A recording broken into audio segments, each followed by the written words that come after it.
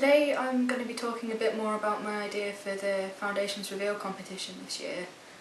I've already completed my first piece, which is basically something I was doing that fits in with the theme but was more to practice some ideas.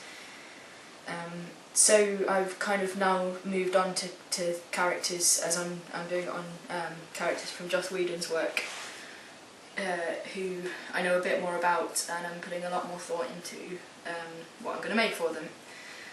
Rather than just spending hours and hours and hours on things and then not actually explaining it so people understood why I've made what I have, I'm going to explain why I've made some decisions that I have done. I've made a couple of decisions, which are that I'm going to be working with models for a lot of the things I'm making who are a similar build and appearance to the characters, because it's going to be making things a lot easier for me and a lot more worthwhile to be able to actually see it on someone similar at the end of the time it's taken to make. I've also been doing a lot more in-depth research, so I'm a member of the Buffy boards, which is sort of a forum which is discussing the work that Joss Whedon does, which means that rather than sort of discussing the new comic books and stuff, which I do anyway, I'm now starting to look deeper into the characters, why they do things they do, about their past, things like that, to think what would they actually wear. I'm quite lucky, or rather it's been quite interesting to have chosen Joss Whedon's work because of the fact that there are so many historical characters in there, which means I'm able to take things like Shape, which, okay, I really enjoy making things with a big hip spring, but it's really interesting trying to do things differently. So at the moment, something that I'm about to start on is a set of stays. Now, 2 or 3 times I've now said, well, I want to do them, but I don't know if I'll have the time, or I don't know if I'll have the technical ability, and I've decided to just give it a go. So I was reading through the articles that are on Foundations Revealed, and there's 2. There's one by Isabella Pitcher, which uses this pattern. This is the Jill Sallin book, and this is the pattern on page 10. So it's it's a full-blown set of stays basically. From 1750, so I know that in terms of the story, by this time she was a vampire, which then means that I'm able to do something really elaborate. So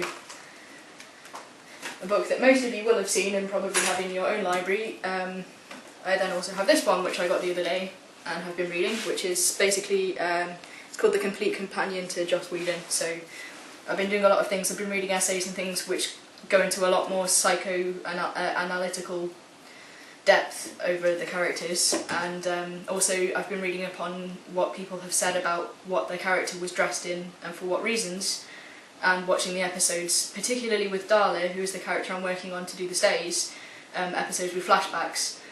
There's a quote from Julie Benz, who is the actress who plays the character. What she says on that is that the character was always dressed to the nines, so really over the top. There's actually flashbacks which show her in the 1750s and 1760s, and I've seen that she's wearing very elaborate clothing, very over the top. I think in fact at that point in time they're in France, so beautiful silks, very vibrant colours. So I've been thinking, okay, Shape is covered because of the fact that stays are a very different shape to stuff I normally do, and achieving 18th century silhouette is something which I've never done before and really want to have a go at.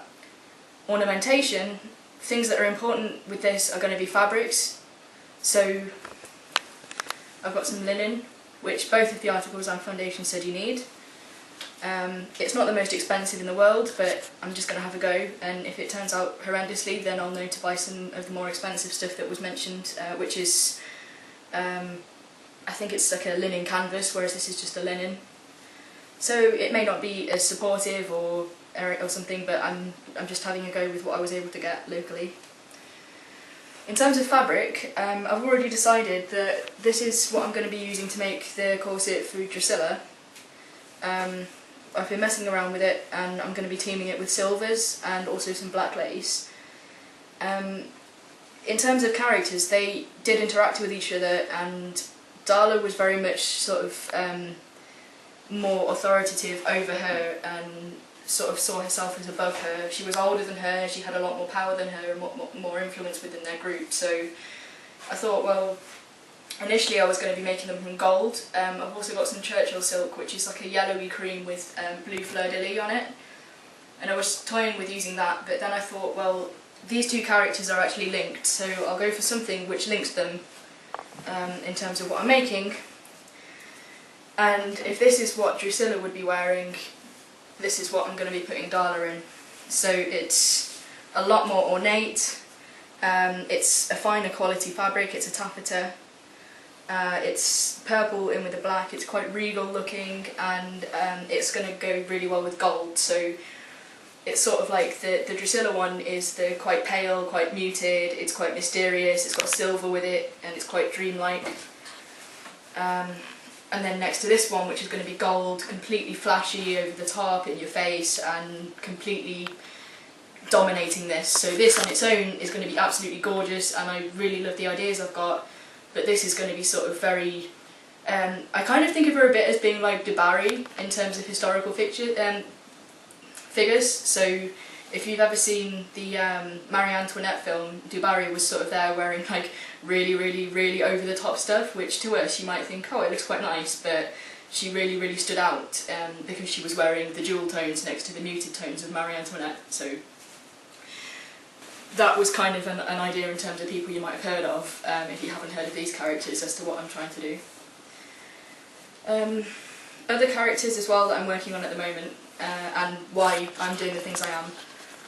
I had a go at making a bullet bra using, again, Mark's tutorial, which is on foundations, and I loved it. I found it really simple, easy, really well fitting, and a problem I've had since I've gained weight has been finding bras which fit a bigger bust, and making a bullet bra which fit me was so easy to do that I really cannot recommend enough giving that a go. So I've been coming up with some ideas for one of the other characters I'm working for, which is Harmony. Initially, I mean, I knew I was going to go for something really girly and pink, pale. I was going to be going for sort of like a baby doll with like marabou feathers around it. Then I thought I'd go for something which fitted the theme of shape a bit more, because it is for a competition with that as a theme, and go for some sort of vintage lingerie, but very girly. So it's still going to be pink, it's still going to be girly, but I'm doing it so it's a bit more shapewear. So these were my sketches for that. So I've got a handkerchief bra, which is something I may have put up on my blog. I've got an old sewing book which teaches you how to make those. Then I've got the bullet bra, options for underwear. I've got tie-side pants, which I think they're a bit more modern but are quite cutesy and girly, next to the sort of big French knickers. I've got my original idea of the baby doll, and then also like a vintage suspender belt, which I think I'm probably going to do the bullet bra, the tie-side knickers and the suspender belt. I'm really not great at drawing, so hopefully that gives a rough idea, but I know it's not exactly industry standard sketches. The fabric, I was going to be using some pale pink Dupion, and then I decided that I would have a look on Silk Baron, tying in with the fact that I've now got silver with Drusilla's corset, gold with Darla's corset. I then found this. The shade is called Pink Lemonade. I'm going to move it around a bit so you can perhaps see it a bit better. It also ties in with the one I've already made. I made that in Coppery Violet, is the name of the fabric, so I'll put some pictures up, but it's like a dark orangey copper with then a very dark purple thread through it, whereas this is a light gold with a pale pink through. So that links, in terms of ornamentation, it links the two. It's a lot more of the gold than the pink. When you look at the picture, when you order it, it looks more pink than gold, but hopefully you can see both colours coming through if I'm moving it around. So this is what I'm thinking about using. I might not. I've got some pink marabou that I'm thinking of using with it, even if it's only as a prop, so I may still go for some pale pink. But I like the idea of using this because it's not going to be stereotypical, and being that the character of Harmony becomes like this super celebrity vampire, I think that having the gold in there is going to really show that she's quite blingy, and also using some Swarovski crystals on this, so it's really like tacky girly lingerie, but very expensive tacky girly lingerie. So that's my ideas at the moment, to try and explain the thought processes I've had, and hopefully I'll have some tutorials or in progress pictures of those over the next couple of weeks.